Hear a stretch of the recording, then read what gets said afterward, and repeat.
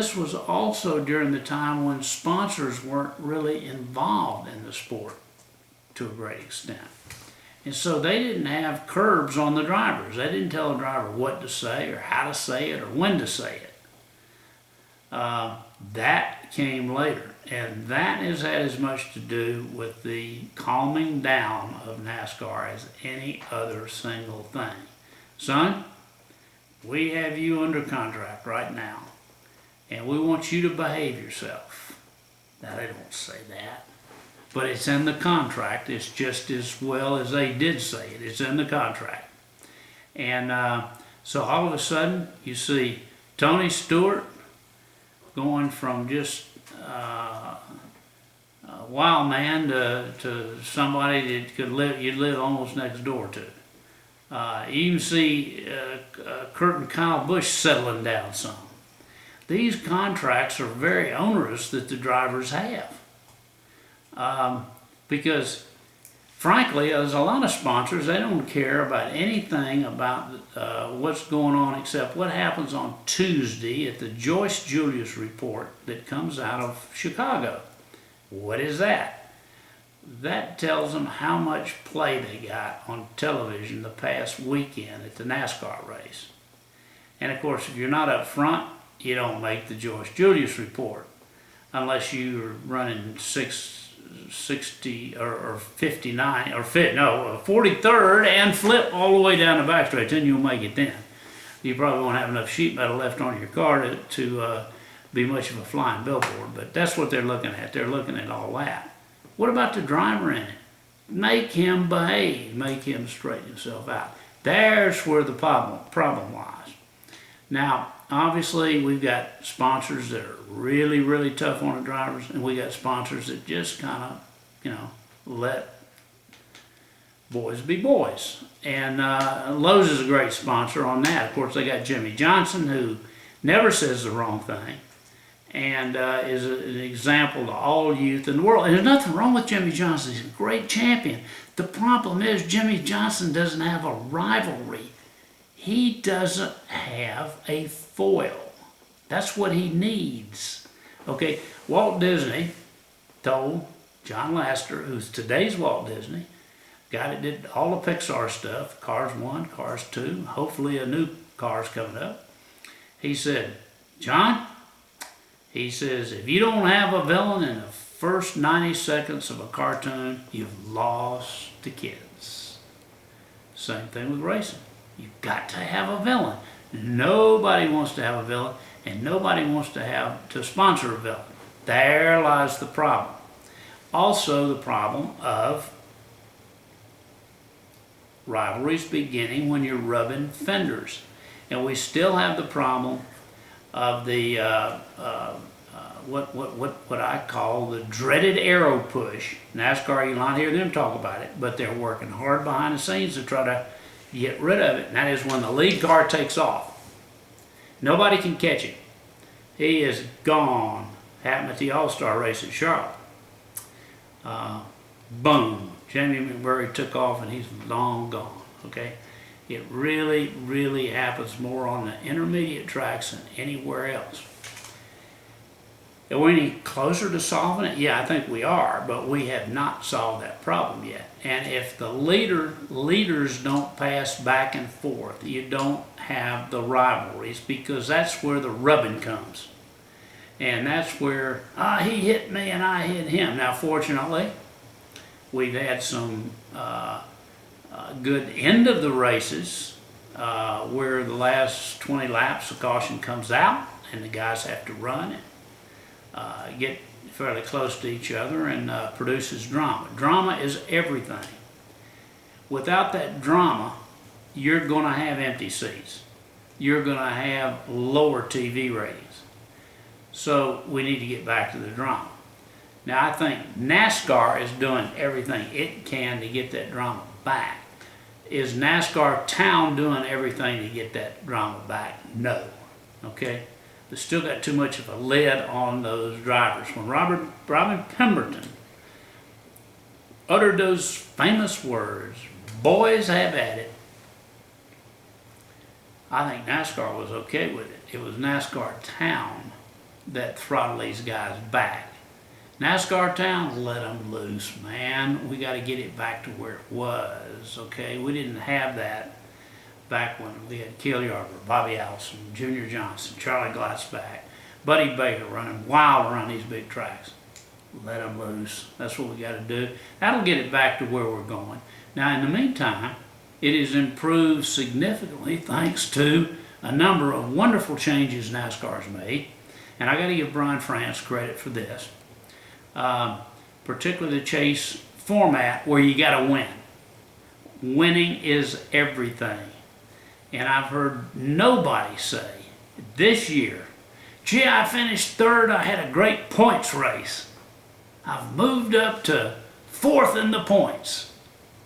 I heard Dale Earnhardt Jr. say, I finished third and I don't think I did real good today because what I got to do is win.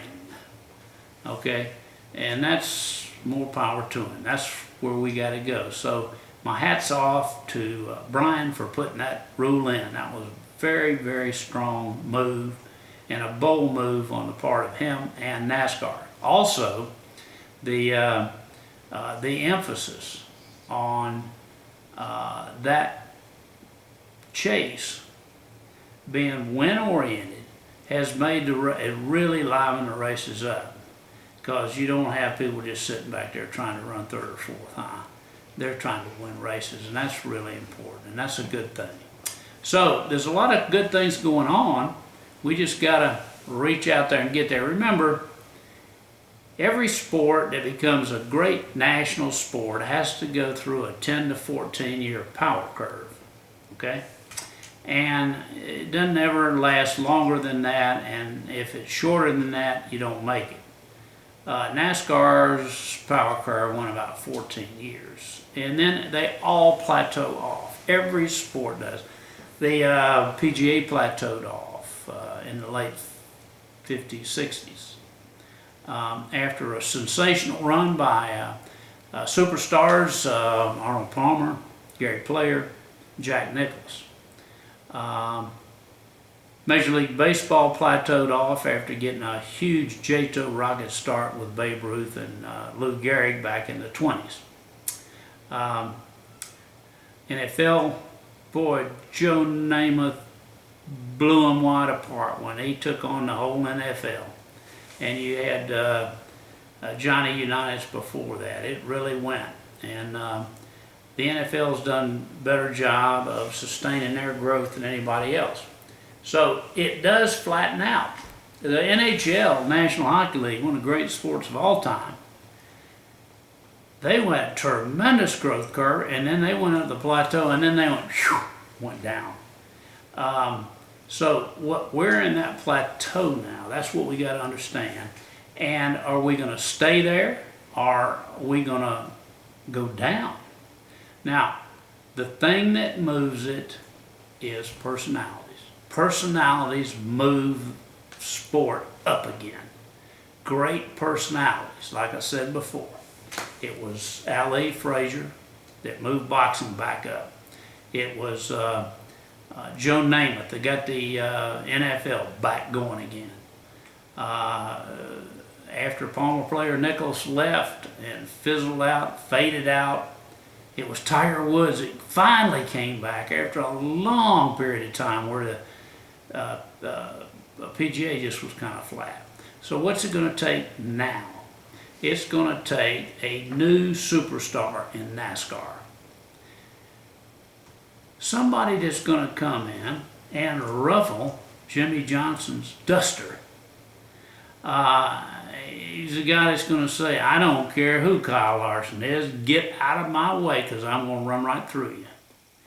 Now, the problem is we've got an awful lot of new drivers coming along that are in the program primarily because they are well connected. They've either got the money from the family or they're well connected racing family. What about that really great driver that's sitting out there in Texas on sagebrush tracks that is just ferocious, winning? Same guy, same type of guy may be up in Iowa and between the cornfields where the great racetracks are in Iowa. Just gung-ho, knocking people out of the way, winning races. Can they go anywhere? No, they can't. They have no connections. But these are great race drivers. These are A.J. Foyt at an early age, Mario Andretti, Cale Yarborough, Bobby Allison, Jimmy Johnson. But they can't go anywhere now because they have no connections. And also, they don't talk right. They don't look right. They don't dress right. All they can do is drive the wheels off of race cars. Those are the ones we need to pull in and stick them in our race cars. Because that's what's going to bring us back to make sure that we've got the best racers possible. The hungriest guys there could be. Now, you think Dale Earnhardt Sr. could get a ride today? I can tell you right now he couldn't. I know him well then. Junior Johnson, could he get a ride today? He was fresh out of the federal penitentiary by a couple of years when he won the Daytona 500. And a lot of people didn't want him associated with stock car racing. He just became one of the greatest heroes that we ever had and made the front cover of a national magazine which said, America's last hero, Junior Johnson. So you can't cast these people aside. You got to give them a chance. You got to give them an opportunity. Now, NASCAR's got this great minority program going on that's producing some good young race drivers like Bubba Wallace, etc. But what about those kids that are sitting there back in Texas and Oklahoma and Florida and the West Coast, etc.? Now this cat I'm talking about, he is a racer. He's tall, he's lanky, he's wiry, his muscles are built out of cable. He is mean as a snake sometimes. He's got a girlfriend that you don't see very often. He's got a nice rifle and he can pop a target right in the bullseye from 750 feet, particularly if it's a deer. He'll disappear for 3 or 4 days with a rod and reel and tell nobody where he's going. He'll take that old race car and he'll work on it until breakfast.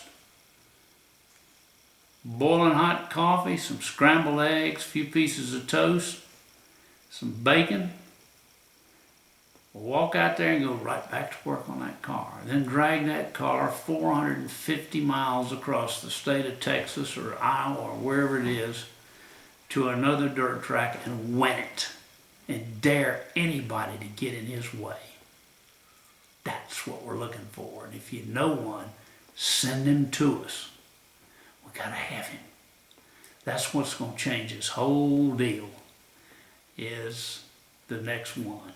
And I say the next one because it's gonna give Jimmy Johnson a fit. He's gonna give Kyle Larson a fit. He's gonna give a whole bunch of people fits. He's not gonna be like a lot of the drivers that are coming in that we think so much of. Guys that were born to this, guys that were racing karts when they were 6 years old and they kept moving up. This guy didn't do all that. He's just a terrific race driver who lives, eats, and sleeps racing. He is passionate about it. Just don't let him go. That's what's going to bring this whole thing back.